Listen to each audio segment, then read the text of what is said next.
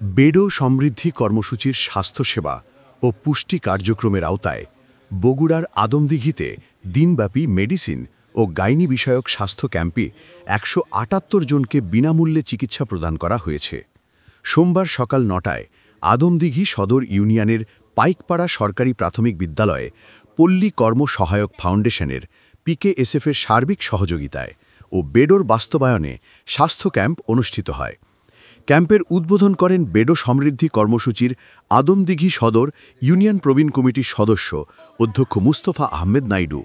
সেখানে বেডো সমৃদ্ধি কর্মসূচির উপজেলা কর্মসূচি সমন্বয়কারী তরিকুল ইসলামের সভাপতিত্বে ও আদমদিঘি সদর ইউনিয়ন যুব কমিটির সাধারণ সম্পাদক আহসান হাবিব তুহিনের সঞ্চালনায় এক সভা হয়।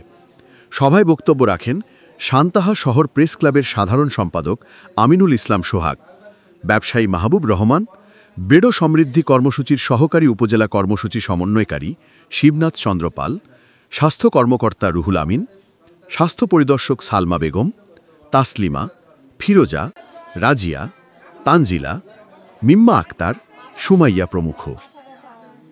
ক্যাম্পে চিকিৎসা প্রদান করেন মেডিসিন বিশেষজ্ঞ ডাক্তার এস.এম. মাহবুবুর রহমান এবং স্ত্রীরোগ ও প্রসূতিবিদ্যা বিশেষজ্ঞ গাইনি ডাক্তার তাসকিয়া পারভীন।